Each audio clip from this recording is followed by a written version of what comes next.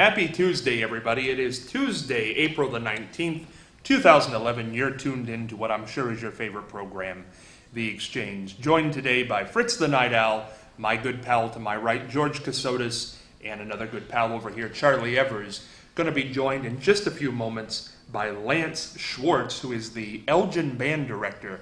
Going to tell you about a great event coming up real soon here in Marion. Before we do any of that, though, we want to make sure to thank our sponsors, as today's episode of The Exchange is brought to you by Peacock Water Conditioning, water experts since 1953, 1800 Marion Marysville Road, Marion, Ohio. For further information, dial 740-387-6312. The Ohio Neck and Back Pain Relief Center, Scott M. Gray, D.C., across from the Marion Center between TSC and Kroger. For further information, dial 740-386-6580. And Night Owl Theater, located on the net at www.fritzlives.com.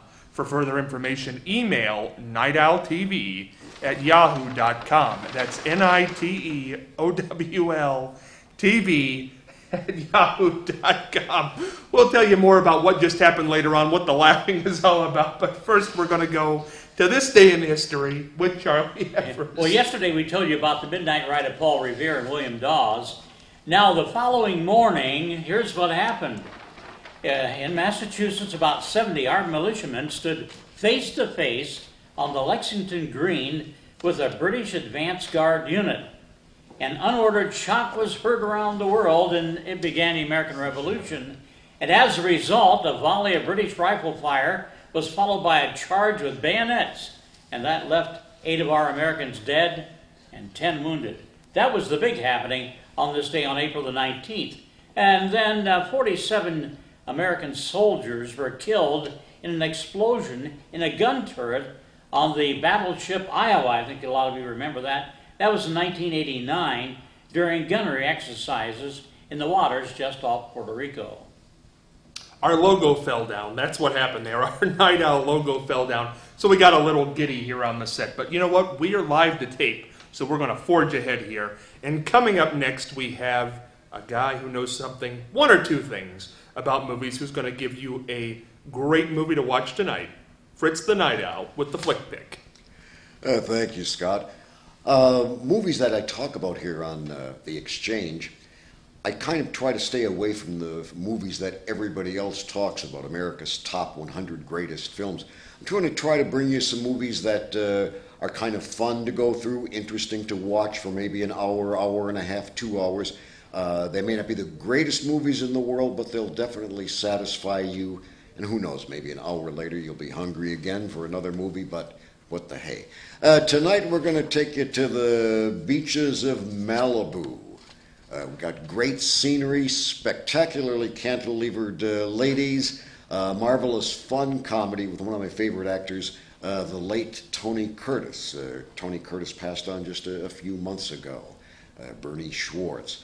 Up and down film career. Some of his movies were superb, such as Sweet Smell of Success, The Boston Strangler, and many others. And then some of the comedies sort of went down the tubes.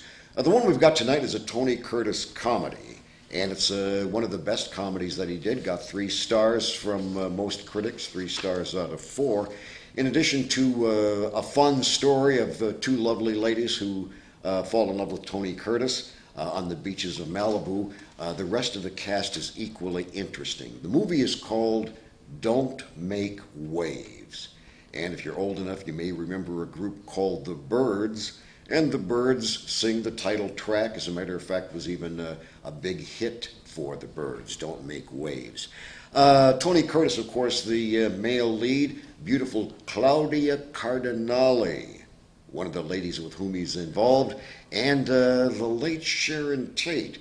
This was about her 3rd movie, and Sharon Tate, of course, is interesting in that she was one of the people involved, killed by the Manson group, the Charles Manson murders. Sharon Tate was one of the victims, wife of Roman Polanski at the time. Anyway, she's in this movie. This is her 3rd film. She was just beginning her climb to stardom before the murder. Also in the movie is a guy that just about every stand-up comedian today owes something to. His name is Mort Saul, and Mort was one of the comedians who began to use current events more in a monologue story type of thing with irony, wit, and humor, as opposed to set up a thing and then have a punchline, boom, rim shot, and go on to the next joke.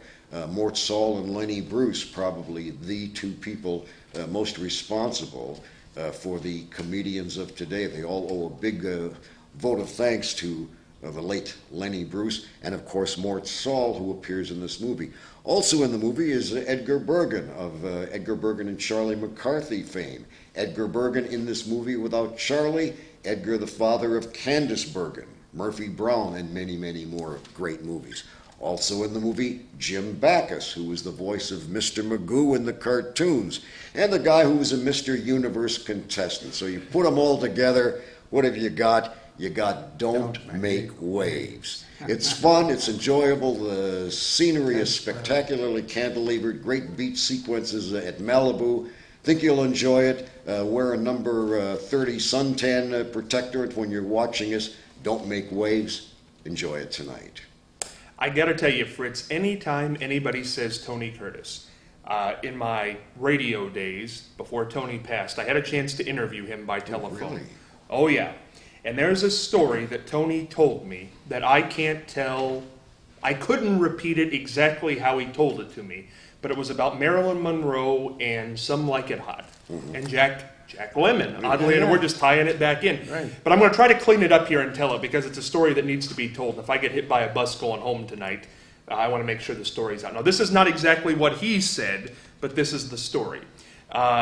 Tony Curtis was doing Some Like It Hot, and if you don't know, Jack Lemmon and he dressed up like women in that film. Marilyn Monroe was in the film. I was doing the interview with Tony. We were talking about Marilyn Monroe, I think. He said, "Are we taping this interview?" I said, "Yeah." He said, "Can you stop the tape for a second?" Sure. This is how nice a guy Tony was, truly was. We went into this little sidebar. He says, "Is the tape off?" I said, "Yeah." He said, "Okay." He said, "We were making Some Like It Hot, and we were all back in the costume room getting fitted for our dresses, Marilyn, me, and Jack Lemmon." And he said the costume designer came to me, and he started at my ankles, 12, 24, 32, 36, so on and so forth, and went over to Jack Lemmon and did the same thing, 24, 36, 32, and went over to Marilyn Monroe and did 26, 34, 32, and then he paused, and the costume director said, "You know what, Marilyn? Jack Lemmon's got a better behind than you do."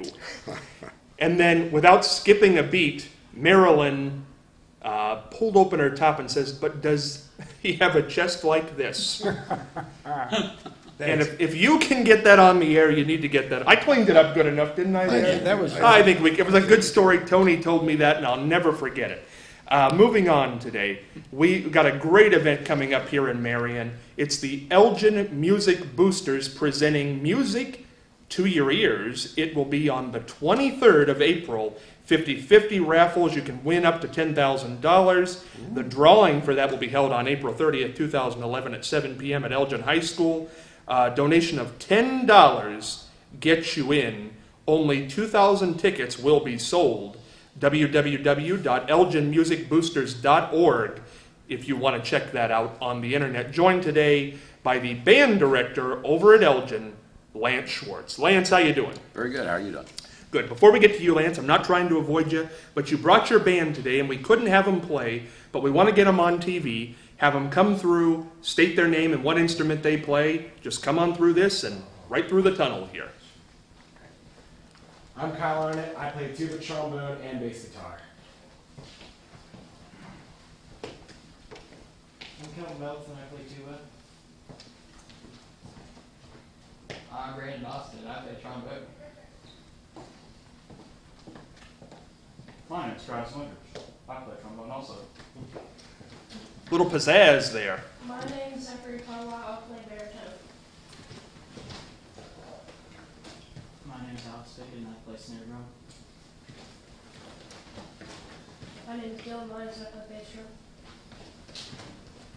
My name's Kyle Wright and I play bass sax. My name is Billy Schauber. I play alto, tenor, and bass sax.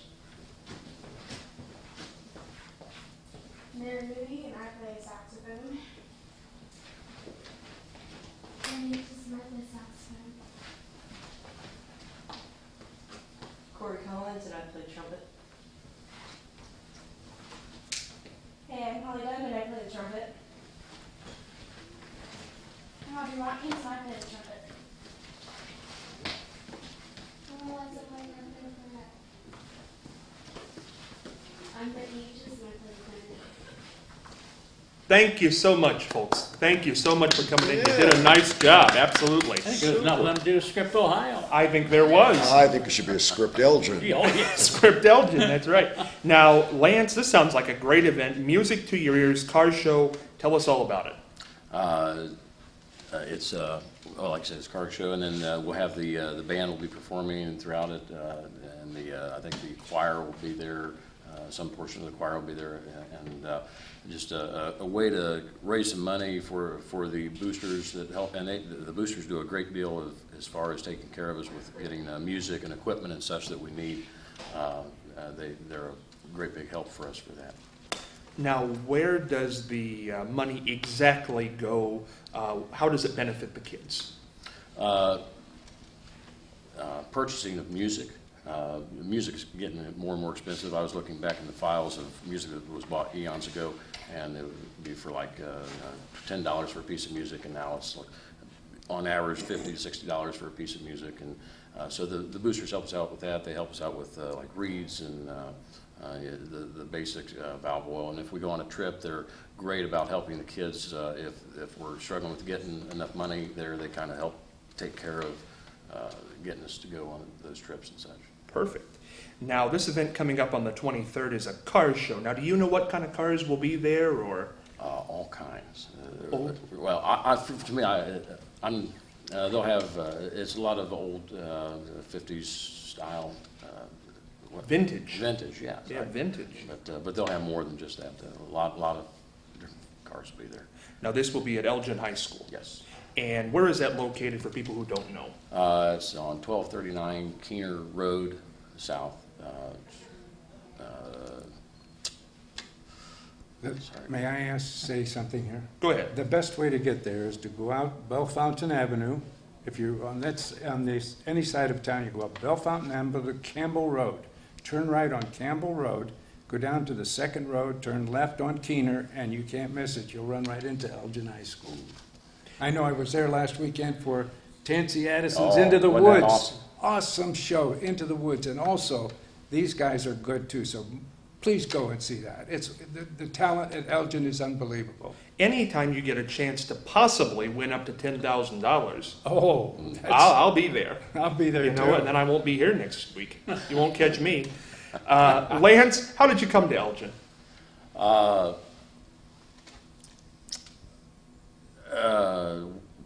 There was an advertisement on the internet.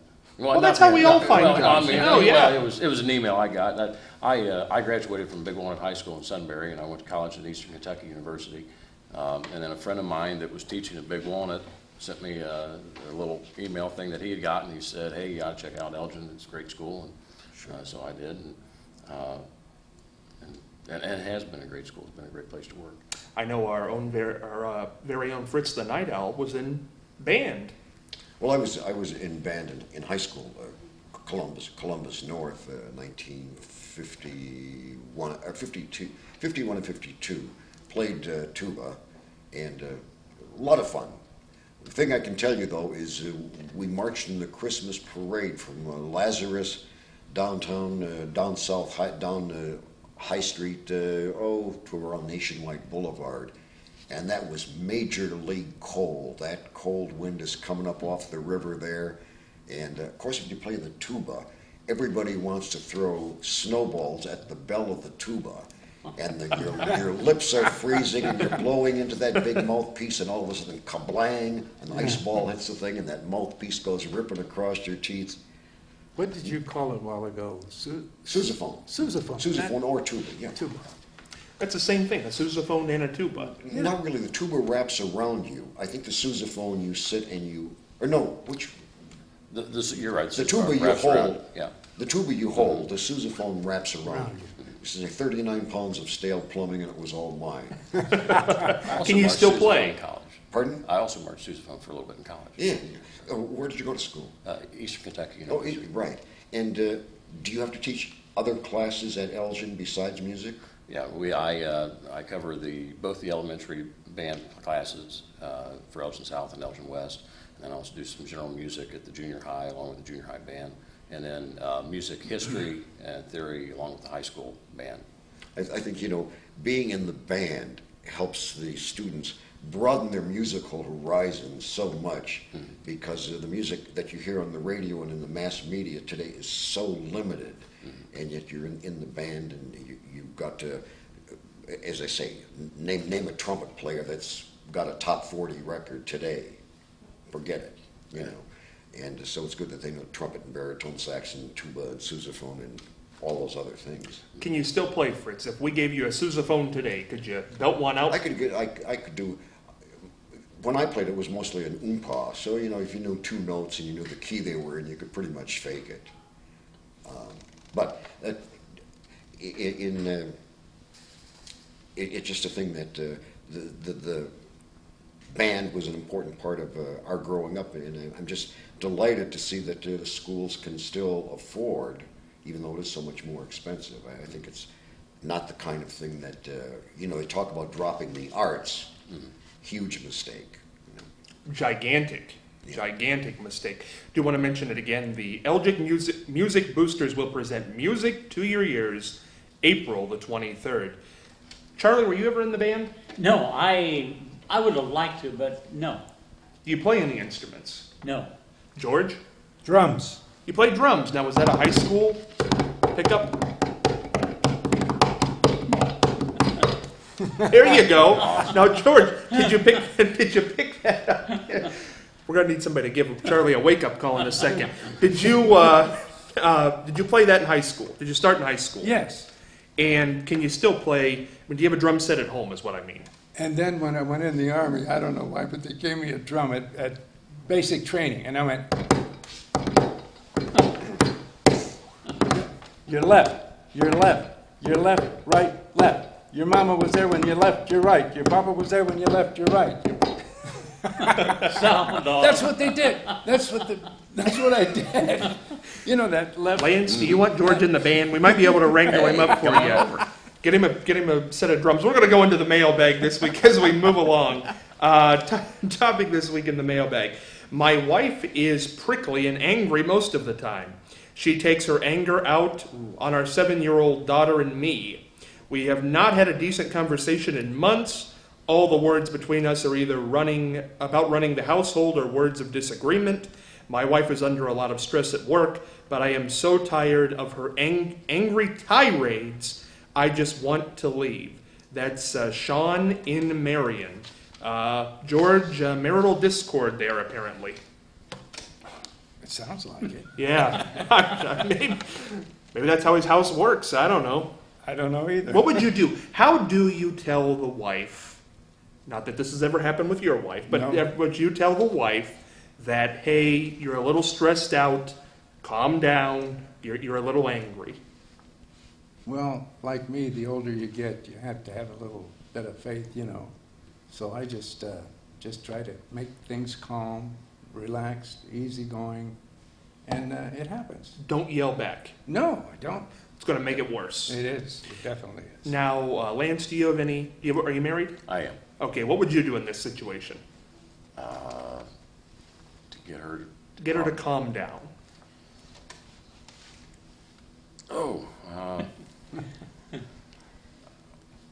Just calm down. Yeah. It's hard to let it go. I mean, Simmer down now. I think what I usually. simmer down. Yeah, simmer down. You just say that to him. Charlie, you've had a couple wives. Yes. Yeah. I think I'd take a job out of town. Really? Yes, indeed. Now, have you ever had this problem? Oh, off and on. Often. What did you do? How did you handle it? Not how would you now? How I did just you? let it roll on. You just let it go Yeah, on? I just got interested in other things, and that wasn't that important to me. What was a typical argument? Money. Really? Oh, I think that's the number. Hey, you were in radio, you know.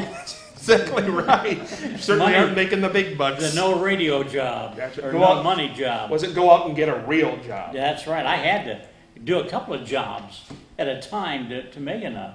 You worked in a cemetery, you told us the Yes. last, you shoveled dirt on people? No, I didn't. I sold graves. I sold markers, and I comforted people. And Oh, it was- that's- it's a highly interesting type of work. I bet it was. You know, it was mortician, we're getting off topic now, but mortician is one of those jobs I think you have to be born to do. I have no idea how you could do that, unless you were born. Fritz, the wife is a little wound up, stressed out maybe from work, taking it out on everybody. What do you do? Well, in my particular case, both my wife and I worked, so we really didn't have that much time together. So that those situations, when they came up, it was just, lay back, count to 10, turn off your ears, and just let it go and wear off. And it goes into something else. But in a way, not being together that much, not having that much contact, in a way, I think was one of the reasons why there were so few flare-ups, either by myself, and then there were like 5 kids. So there were just a lot of things to distract our attention from the fact that I was probably one of the laziest guys on the planet, and still am. But as I say, so normally we just let the fire would go out. Right. When you were in television, what kind of hours did you work, to give people some idea? I worked roughly from about 8 in the evening till 9 in the evening till about maybe 3 or 4 in the morning, and so again, my wife worked during the day, so sometimes we'd only be together at like supper time, and she'd have her day to talk about, I'd have mine to talk about, and there was no time for. And then we have what are the kids doing?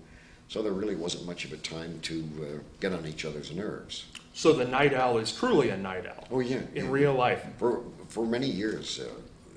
I worked nights, and I liked that because I never had traffic problems going to and from work, and it was always quiet when I was at work. If the power elite had gone home and there was just a skeleton crew there, and you got the run of the joint for yourself, so I liked the night hours. And if you have a question for the mailbag, feel free to join us on Facebook under the name The Exchange Marion, or email those questions to us at irmcommunication@gmail.com.